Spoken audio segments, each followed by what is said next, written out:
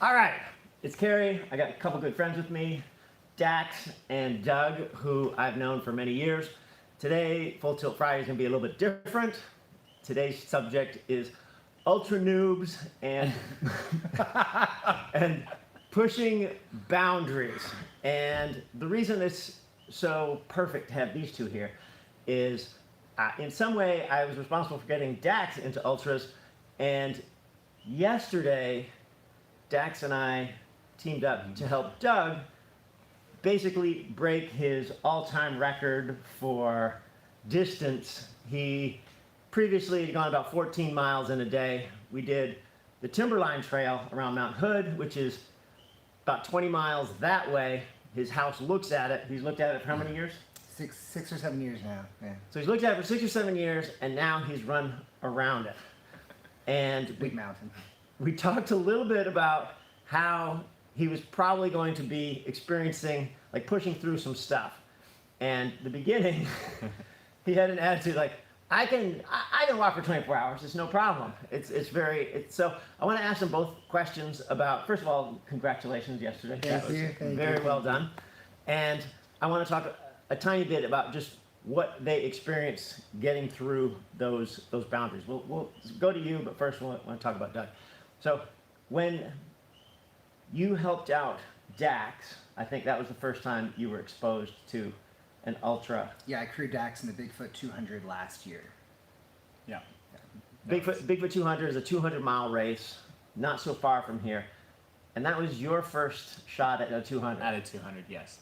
That was actually, the Bigfoot 200 was the promise I made to myself when I saw Carrie's video of the Bigfoot 200, and he sparked my interest in ultras, and I was like, I'm gonna run that race in 2 years. And that's when I ended up doing it. And I had my best friend Doug to help me crew it, which was amazing. Yes. yeah, I paced Dax towards some of the end of that. So when you went through that, you also had a little spark in your mind that was like, I'm gonna try this out someday, or what? Yeah, well, the first thing was, I mean, he's running 200 miles, and when you crew that, especially as like a solo crew person, you are also in an ultra of your own. Like, it's me and my 4x4 pickup, like, racing to get to the aid station before he gets there. Like, I missed him at one because he's so freaking fast. Like, it took me 3 hours to drive to these backroads trails to get where he was supposed to be, and then I was like, oh, I just missed him. So did you then think, oh, this is something I want to try? I'd rather run than drive this. It seemed like something that was so amazingly badass that I was like, you're just in nature and you're just going. And I got to do that on my truck, but it seemed like a different pace to do it like at a run than like driving. And we had a conversation because you said you wanted to do, after Burning Man last year, sometime, you said, hey, I'm thinking about doing ultra. What do you think of that, Yeah. right? And the obvious answer for an ultra length distance was The obvious answer? the one that's right out your window. Yeah. Oh, yeah, Mount Hood. Because it's Timberline Trail. So that started to turn some wheels, and then it just fell in place that we were able to do this. So biggest fears going in? Well, since it's a Burning Man, as a Burning Man last year, my biggest fear is holding people back. I don't want to hold people back on their pace in anything in life. What I learned last year was that I take care of me, and especially doing it with you guys. It's like, you guys are taking care of Okay. Like when I finished my first ultra adventure with Carrie, I don't know what happened, but I just started crying like uncontrollably. I was like, what is going on with my emotions? You know what? I think this goes back to growth. In order to grow, you need to push through something hard and difficult. And like tears at the end of a ultra Hard push. are like, that's common. Yeah. And you do that because you just did a frigging hard thing. Yeah. So Dax, there's a video actually, Ultra Newb Dax, Cactus to Clouds, of the first time I took Dax out because he was curious, and we went up Mount San Jacinto on the Cactus to Clouds Trail in Palm Springs on a warm day. 15 miles up, 11,000 feet, turn around, come back down. And the dude survived it. And your longest run was 5K. Seriously? Yeah. So he lied to me a little bit tonight. He's like, I Well, think maybe I did. That was that moment of pressure. I was like, this is. It's not like he's ever gonna really know that it was 5K instead of 10 miles or whatever. I think I threw out a number that made me sound like not a complete crazy man. So, you started to share with us. You got people here, you're afraid of holding us back, but that's not really the point because both of us are here just to Yeah. go through the experience with you. Yeah. So that was something you were worried about, but in this case, it's not really an issue. Yeah. So, And then besides that, it was like the last run I did to prep for this was 14 miles around Timothy Lake, and it was like I had a groin pull issue and a calf issue, and my Achilles has been acting up. So I'm like, well, what if there's no out? no. Like when you're in it, you're in it. And the first night, last night in the dark, I rolled my ankle. Overall, I rolled my ankle like 5 or 6 times. But there was that point after the second or third one where I pulled out the sticks, and I'm like, I'm gonna be limping this, but I'm gonna freaking do it. We went. But I think it might have been the second time you sprained your ankle last night. And just for context, we started right around midnight yesterday, and we finished a little before, or right around 9. So we were about 21 hours, or something like that. 21 and a half hours. Yeah. So at maybe 3 o'clock in the morning, he sprained his ankle a second time. And he's like, I think I'm going to puke. And it was more, I think, just scared that you wouldn't be able to do it. Yeah. And then what happened? I pushed through it. But what does that mean? You told me to keep going. Yeah. So I just kept going, and like it was the brain process of like there's pain, but now, and then in my head, like growing up, my dad was like, have a mantra, have a cadence with anything I was doing. So I started like whatever song it was, some swing song, and like I just kept going. And then you guys had me lead, which was really awesome, like for the first half. Yeah. So it was like my pace as I went. Cool. Yeah. Same thing for you. What were you afraid of? And I'm just going to check and make sure this is actually recording, because we haven't used this setup before. So, Yeah. well, what were you I'll afraid of? Go into it. I think my biggest fear, two things that are like deep-rooted fears.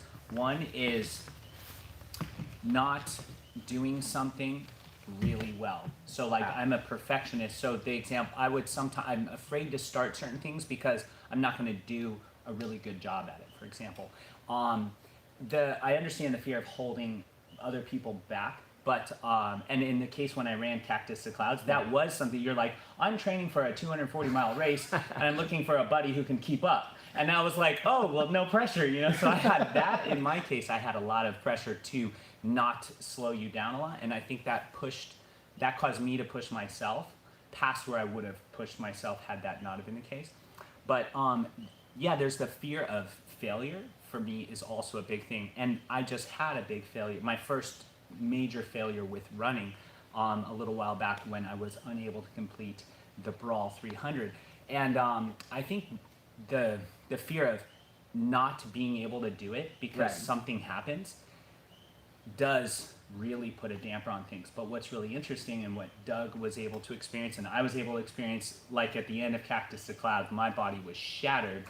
It was shattered in my mind. Everything was broken into pieces, but it was still working.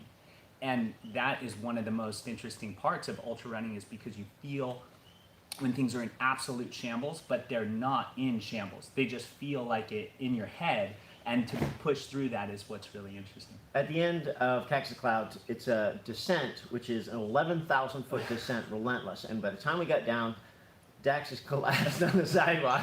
It was maybe 6 o'clock in the evening or something like that. I went over to the car, and I looked at the temperature, and in Palm Springs, it was 106 degrees. The concrete was 106 And Dax on the ground moaning and groaning like, oh. There's video, but you can go look at the video if you'd like. Okay, so both of you had things to get through, to do that. Yeah. And there's always these, like I said, growth is accompanied by pushing through difficulty and discomfort. And there were a few moments that you had that were definitely uncomfortable. Because I remember you got to a place a little before dawn where you were thinking, I just need to lay down. I've been up for another 20 hours before that even. Just for a minute. So, did you actually lay down? No. No. So why not? What happened? Because we talked about the stages that you go through. The first wind, the second wind. I think what it was, I mean, it could be a mental thing, but I was wearing, these guys were running in shorts and like a t-shirt or a light upper, and I get cold, and it was on the mountain, it was like 40 last night. So I had on these wool long underwear, and I decided to take those off, and then the air hit my skin, and it woke me up. I didn't feel like I had to puke anymore. So I don't think I really want to wear those anymore for running. The ups and downs are legit. Yes. Yeah. So the ups and downs are things that you're going to experience and that will consistently, you can count on the fact that there's going to be Another one. another peak, another valley, another river to cross. Another uphill, deep sand ascent for 3 miles to the finish. Like, more sand. There are always these hurdles that you need to get through. So what Doug's talking about right here, by changing his pants, he just shifted a variable. By shifting a variable, you often find, let's call it new inspiration, new energy, new life. Yeah. There's another, for example, some people when they're tired, they think, oh, I need to drink some coffee. Yeah. I don't drink coffee.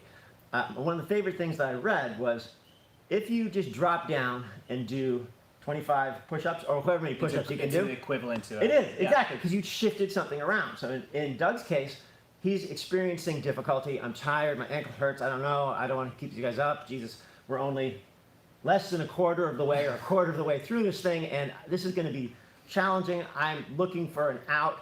Then he took his pants off. And it's like, which sounds out of context kind of funny. When in doubt, take your pants off. Yeah. Everything feels so much better. Shifted it around a little bit. Everything feels so much better, and he got through that. So I'll ask you the same thing, because, and I'll talk about it, because Cactus and Clouds is a different one. The first thing Dax did, up 15 miles, relentless climb. And both these guys are actually some of the best dancers in the world, actually. So moving on feet is something that they're good at doing. And Dax is on his feet a lot. So I figured I could go up and I could just kind of monitor and see how he's doing. He did great the whole way. Like I just kept going and you just kept going. I didn't hear any real big complaints. But then it shifted at the top, because I told you, I said, hey, things are going to change going downhill. It's a new world. And like, unlike yesterday, which was up and then down, and then up and then down, and then up and then down. His was all up and then down. So we got to the top, and I'm like, I think you might be good with this. But what happened as soon as we started to go down? Well, for the first, I think, half of the descent, which was like 6 miles to the 5-6 miles down to where the tram arrives, right? When we started to go down, two things happened. One, I realized how magical downhill trail running was. I was just like, I remember I was screaming, I was like, this is so awesome. I had no idea this was going to be so awesome. And the other thing, it was contrast against the shock that we were going for a run, yet I just spent 6 hours straight power hiking up a hill. We didn't run hardly anything. Maybe there might have been a shuffle on a section, but I was just like, whoa, this is not a run in the context of what I thought, which was a marathon. Like, you just run straight and that's it. So when we started running downhill, for me, I just heard these like syncopated rhythms as my cadence and my step was highly focused on not falling off of this treacherous mountainside. So I became, without really realizing it, in a very meditative, focused state while experiencing a lot of fun at the same time. There's a book called Flow by Mihai Csikszentmihalyi, and the state of flow is where the level of challenge meets the level of ability, and then you can get into a state that is meditative. Yeah. So Dax has a pretty high level of ability when it comes to footwork. Yeah, exactly. Boom, boom. We were talking like, hey, it's different. You always are engaged. You're using different parts of your body. It's like, hey, here. Yeah. Let's go downhill. So that state of flow, that's what you felt. Yeah, I was flying, and then let's just assume we passed the tram station, and I was feeling amazing. And then all of a sudden, Blues Brothers car, just my body started redlining and breaking. Like I started getting tight IT bands, knee pain, foot pain. All of a sudden, blisters started appearing on my feet that I didn't even see coming.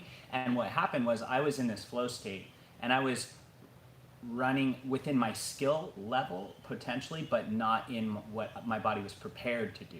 So I was in a skill zone, but way outside of a preparation zone. That's what it takes to get your body into the next level as well. Discomfort. Yeah. If you're working out, your muscles have to go to the point where they're breaking down. They say, I can't do this. It says, okay, I'm going to build up a little bit. Yeah. Same thing with endurance. Yeah. So yesterday, Doug, I think on a couple occasions, especially when it's just sustained uphill. Yeah. And you were a champ, just, I call it like the caterpillar gear grinding up. Yeah. It's just like, okay, you just, as long as you keep moving.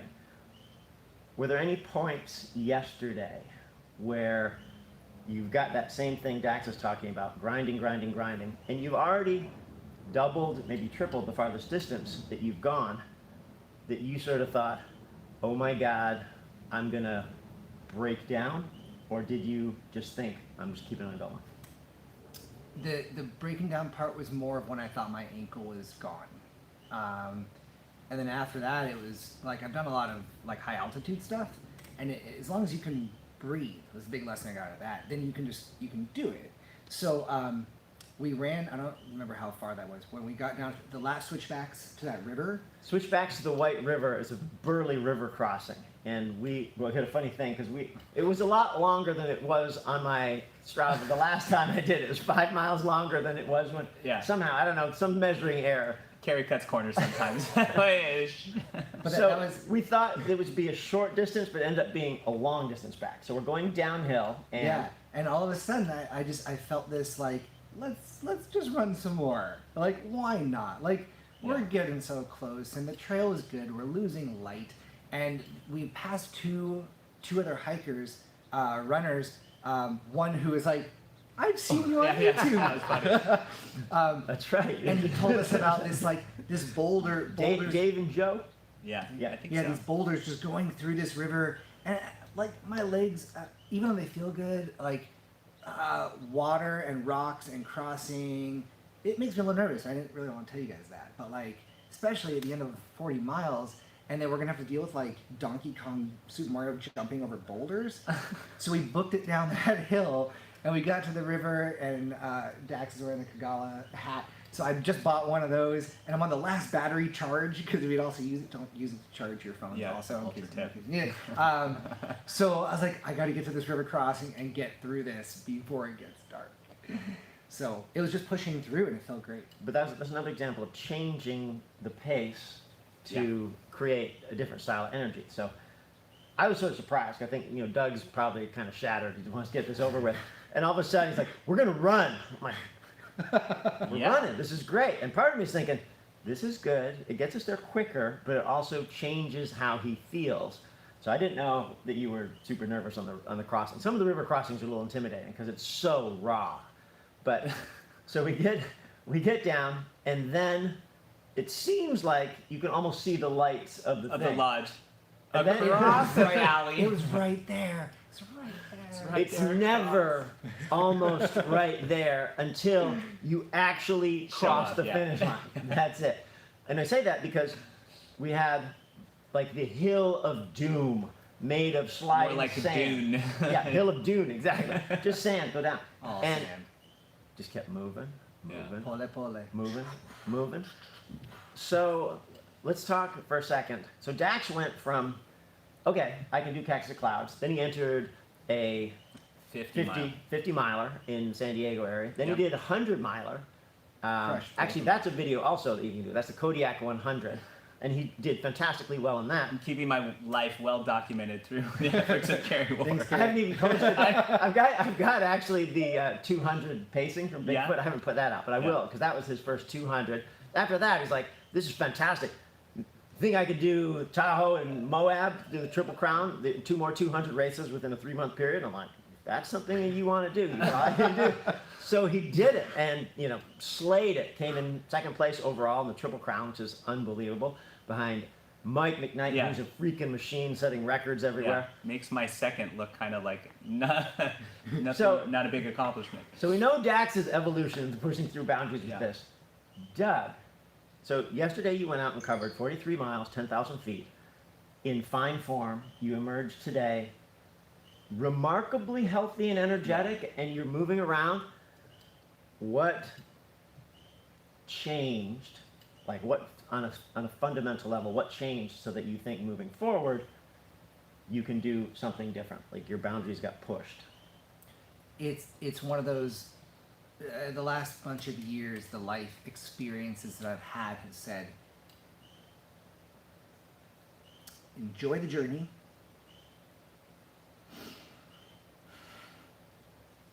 Okay. Enjoy the journey. And be present. Like, just whatever you're doing, just do it. So there's a degree of simplicity and beauty, especially going through an ultra or going through at night, because really you've got one task, Yeah, which it's is super simple, but it's hard. moving forward. Yeah. And And so pick blueberries. that's part of being in the moment. Actually, that is a don't forget to pick the blueberries. It's like a Or really, explore the Make ice sure they're bridge blueberries. caves. The ice caves. yes, Oh, that was a the good hour. adventure within the adventure. Yeah. So then, okay, so be present, be in the moment, Yep. and And what you can do whatever, as long as you say, I'm going to do this, you can do it. that's the unwavering intention part. So what do you now you're talking perhaps of actually, because we even started to get the questions on the way through, which was maybe I can do an ultra, and Doug started to ask questions. So something shifted in his head, and that's the thing that shifted is, okay, that looks like a ridiculous thing for anybody to do, run 200 miles. To okay, how fast exactly do you And have how to could go? You start contemplating the possibility as opposed to rejecting it. What's the pace I need to do? And now you have an experience. So you've done. Have you ever done a race, like a running race? Not since college. Okay, so tracking. Yeah. Okay, so All short distance. now is there a part of you that's thinking, I'm going to find a race? You already asked. There is, and part of what I talking with these guys too is like the scenery that you get to see is so amazing because, like in all my international travels, when you get out and then out and then out again, when you're, 15-hour bus ride into the middle of Nepal and then you trek 2 weeks and you get to see stuff that no one else gets to see. I feel like you guys have gotten to see that stuff on your runs. Yeah, You don't have access to that stuff. So I want to see that stuff. yeah. Go ahead. Sorry. I was going to say, so both of these guys have kind of shifted horizons and started to do things maybe a little differently than they had at some point, which opens up more possibility to you. So that frame of reference, that context that you've got.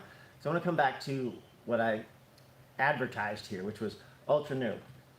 Went from Ultra Newb to Ultra Stud. Went from Ultra Newb to now he's got his foot in the water and moving forward. And to get there, I think one last thing I'll encourage you to think about is find somebody who has done the drill, who's been through it, and use that person as a source of information, assistance, inspiration, and in the ultra world, it's a fairly friendly world. You can reach out and people will help you out. I've jumped in races as a pacer for people I've never even known. We're going to perhaps go and help Mike McKnight take a crack at the Colorado Trail FKT. Yeah, fastest known time for the Colorado Trail, 500-mile, brutal thing. So we're going to go and I know Mike from a couple of different races and whatnot, but he's not. I don't consider him to be a close friend yet. But the closeness happens immediately. In it fact, does. On the Michael trail, and I became friends in a lightning storm, basically. at the same race, in Bigfoot. So these are ways to get closer to people, start to create community, and again, pushing through boundaries. So I think that's probably pretty good for today. If it's something that you are curious about, find a race, an event, a person, and pull the trigger. Yeah, Just do it. Just go for it. Right? So last couple things. If you like this video, it's different than the usual ones. mash the thumbs up button, subscribe if you haven't, forward it to someone if you feel like it. You can find it on my Strava, which I'll link eventually in the description. You can also jump on Instagram. You'll see some pictures from the, in fact, if you go onto the Instagram right now, you'll see 2 videos from yesterday. Oh yeah? Including the finish. And the last thing, if you feel so moved or inspired, you want to support content like this, I have a Patreon account, which I'll also link in the description. So I'm going to come back around. Good job, Dax. That was fun. Doug. Brother. Great job, brother. All right. I'm going to Not a virgin anymore. No. All right. I got to figure out how to stop this thing now. Ooh. Yeah. There we go. Are you sure you want to stop streaming? Yes.